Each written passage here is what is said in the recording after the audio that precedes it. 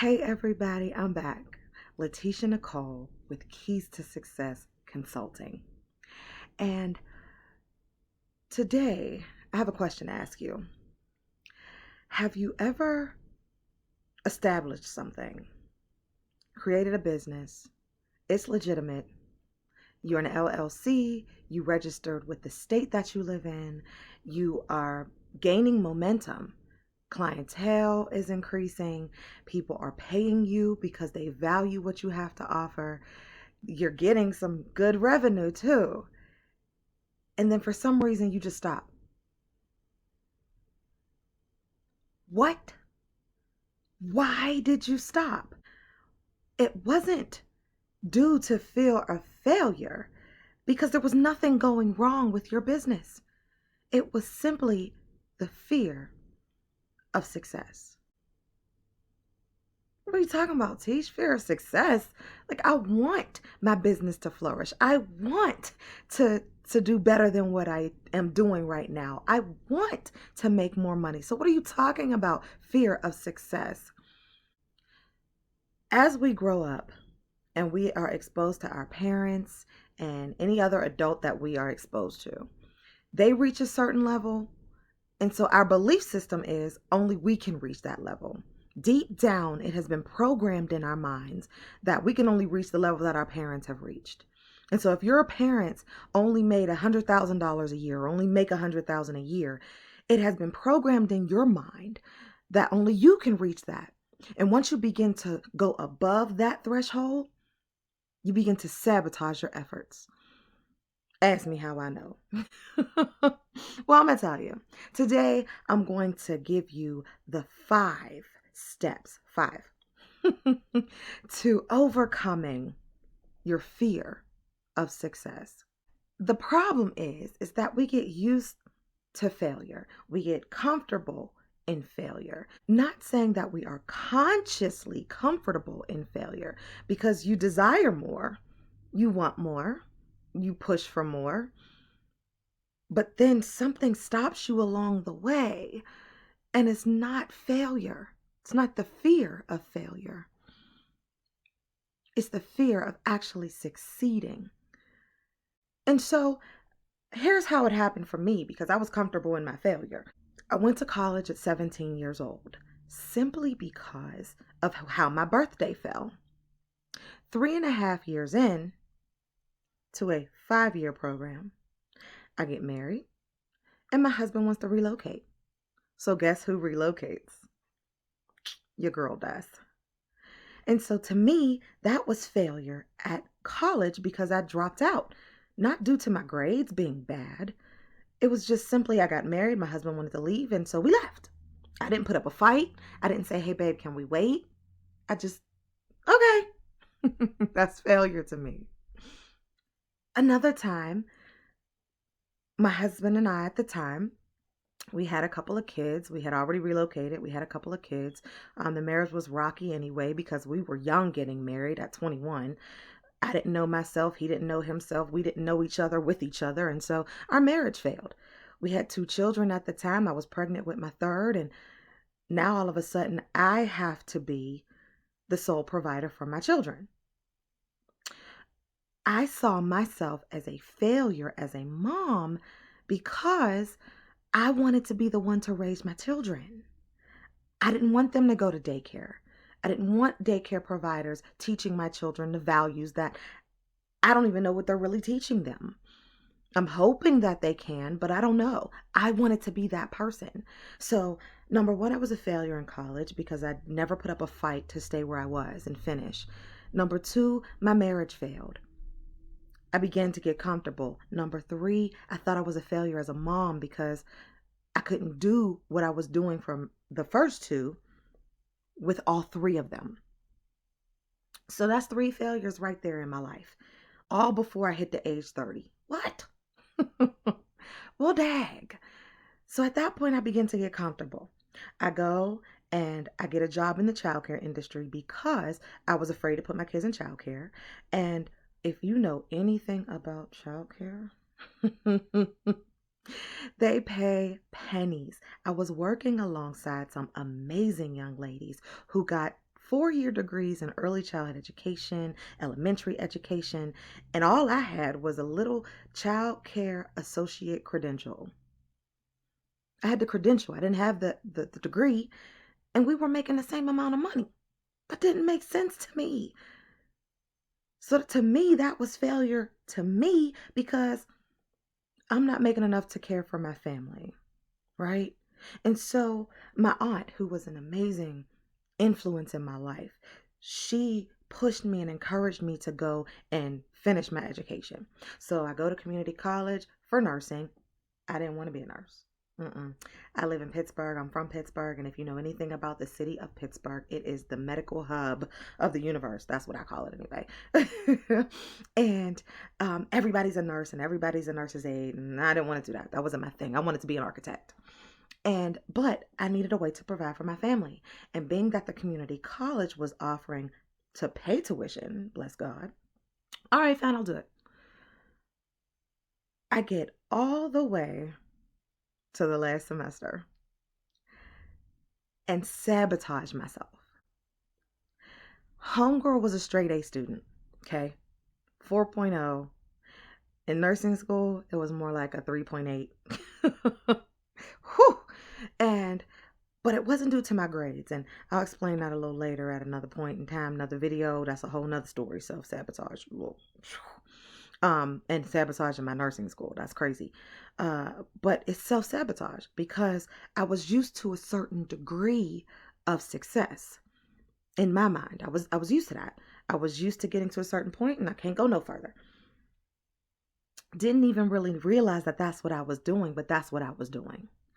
And so I did acquire my degree, my associate's degree. It wasn't in nursing, but I did acquire my associate's degree and decided that nurses would make the best doctors. And because I had clinical experience and I loved the sciences, didn't realize that until going back to school, I went on to get my degree, my bachelor's degree. My goal was bio pre-med. But right when I was almost done, 2 courses shy, your girl ran out of money. I had sabotaged my efforts earlier in life, ran out of government funding. I couldn't get a student loan because I had reached a maximum. Somebody decided that there was a max for undergraduate funding. So I had to get the degree that I qualified for, end up qualifying for 2 degrees, bless the Lord. But I got the degree. It's a multidisciplinary degree, but it's heavy in science. It's heavy in bio and chemistry because that was what was required for bio pre-med. And so I have to keep going. I have to apply to medical school. I have to, number one, go back and take the 2 courses that I need as my prerequisites. Apply to medical school. And if I do not apply, that would be self-sabotage again. When I say I got used to being comfortable in failure, the failure, let me explain this to you. Failure is in the eyes of the beholder, meaning you determine what failure is to you. To me, failure is not completing what I set out to complete. Thank you, Lord, for getting my associate's degree and my bachelor's degrees. I'm on my way to get my master's and my doctorate. That's going to happen. But to me, that's a level of failure because I did not accomplish what I set out to accomplish, right? And so how do I now overcome my fear of success? I've been programmed for a certain level and not to reach that. How do I get past that? I get to a certain level and I self-sabotage. Like, for real, how do I get over that? Glad you asked. There are 5 steps to overcoming your fear of success. Number 1, fear starts with you. You are causing your problems. It's your thought process. If you think that there's not going to be success, then there won't.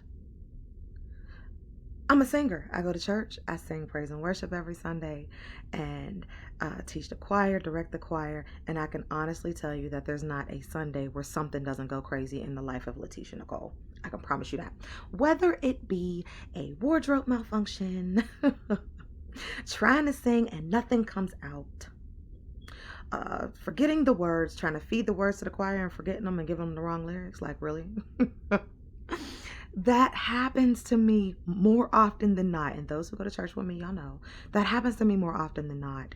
And it's because my thought process is crazy.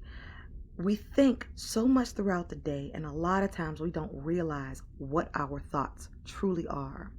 And so I can promise you that I'm probably thinking that something negative is going to happen every Sunday. Not consciously, but I can pretty much guarantee you that that's what's happening. I have to now change my thoughts to believe, in order to believe that something positive is going to happen. Things are going to go off without a hitch every week. I have to change my thoughts and be aware of what I'm thinking, because fear begins with you, right? Number 2, you have to build your self-esteem. What you talking about, Tish? I got high self-esteem. I'm not one. Listen here. I'm a bad. I ain't gonna say that word. But I'm not one. I did that. I got this. I can do this. My self-esteem is good. I am beautiful. I am amazing. I am wonderful. I'm not talking about that kind of self-esteem. I'm talking about your business self-esteem. Again, what you talking about, Tish? I'm talking about you speaking to yourself daily about who you want to be, as if it's happening. Speak those things that are not as though they are. You have to affirm daily who you are. Tell yourself you're worth it. Do you believe it? You may not. But if you tell yourself every day that you are worth it, I am worth being a millionaire. I am worth owning a multi-million-dollar company. I deserve to be successful, and I absolutely deserve what I want in life. If you tell yourself that daily, then you begin to believe it, because your subconscious now has to fall in line. What you speak daily about yourself, your subconscious has to fall in line. And that changes your whole belief system. That's amazing to me. So you gotta build your self-esteem. Number 3, you gotta practice as if. Teach, how can I practice as if when I don't have the money to do what I want to do? How can I practice as if when I can't go into the Porsche dealership or the BMW dealership and drive out with that new BMW X7? My credit's not that great, and I don't have the income. Practicing as if does not mean going out and buying things that you can't afford. What it means is putting in the work. Educate yourself. Read a book. Find a mentor. And what I mean by a mentor, because that gets misconstrued a lot, find somebody who is where you want to be, and you sit up under them. You learn everything that you can learn from that person, right? Read a book, find a mentor, take a class, sit in a master class, go to a conference, do something that is going to catapult you to where you want to be. Pretty amazing to me. There is a very profound Chinese philosopher by the name of Lu Tsao, and I hope I said his name right. But he stated that if you don't change where you are going, you are most likely to end up exactly where you're headed. So you trying to tell me if I'm headed towards poverty and I don't change anything, I'm going to reach poverty? That's exactly what I'm saying. Exactly what I'm saying. If I'm headed down the road of destruction and I never move, I never turn left, then I'm going to reach destruction.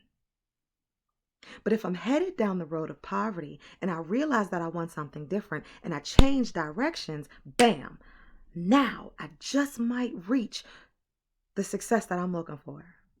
That's pretty amazing to me.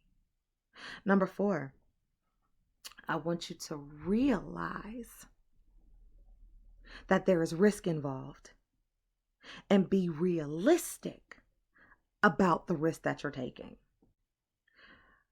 Well, Tish, I got to take some kind of risk, right? Yes, you do.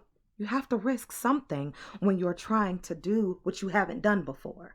So, for instance, say you are a real estate agent, correct? And you invest thousands upon thousands of dollars into this particular real estate investment. You buy the property, you renovate it, and you put it on the market, and it doesn't sell for 6 months. I can pretty much guarantee you that that real estate investor has a cushion somewhere else. He did not invest all of his money into this one property. He invested what he was comfortable losing.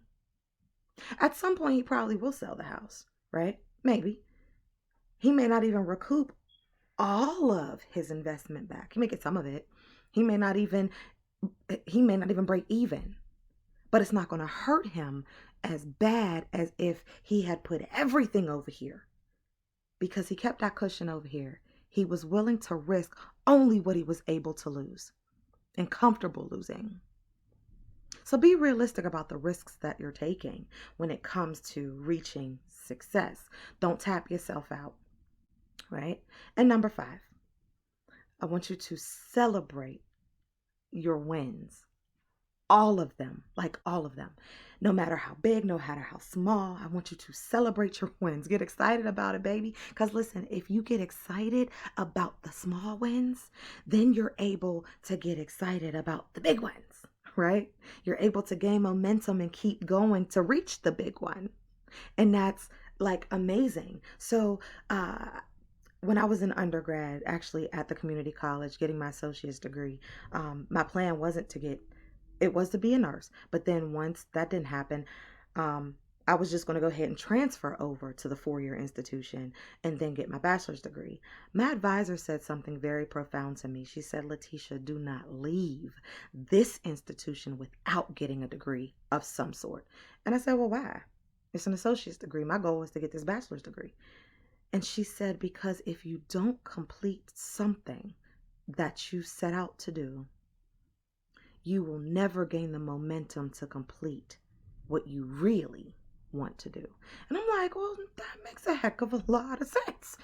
If I don't complete this degree, I may lose the drive and will to get that one. Because I've gone to this institution, it ain't quite work out so well, and I'm leaving here with nothing. So I feel like a failure because I left here with nothing. And now I got another 2, possibly 3 years over here, because you know how transfers work. And I might get tired. But if I get this degree, then I can think back and say, hey, how about that? I got my degree. I'm good. I can keep moving. So I got to celebrate this one and get excited about this one, so that I can move on to the next one and get excited about that, and move on to the next one and get excited about that. And then that's when you begin to gain momentum, because you get excited about those wins and you're like, oh, I want more of that. Those endorphins get going, things get moving, and you're like, yeah, I got this, baby. Listen here. So those are the 5 steps to overcoming your fear of success. We get comfortable in our failure, whatever failure means to you. Not society, but whatever failure means to you. And we get stuck and never succeed as far as our definition is. And stay right where we are. Do not allow the fear of success to get you stuck in the situation that you're in. So thank you so much for watching to the end of the video. I know it's a little long, but thank you so much. I want you to do a couple things for me like the last one. I want you to like this video, please like it. Click that like button, like. I also want you to share with anybody that you think could benefit from this video. And number 3, I want you to comment below and state anything that resonated with your spirit. Girl, you did that because I felt that, or whatever. Whatever it is that crossed your mind while you were watching the video, because that will help me in knowing if it resonated with you, if anything that I'm doing is helpful. So again, I'm going to give this plug. I'm super excited about Keys to Success Consulting. We will officially be launching the business in January of 2020. We will have a website up. We will also have a YouTube channel going. And I'm excited about it because our number one goal is to educate, motivate, and encourage people to reach their full potential. Thanks again for your time, and I'll see you later.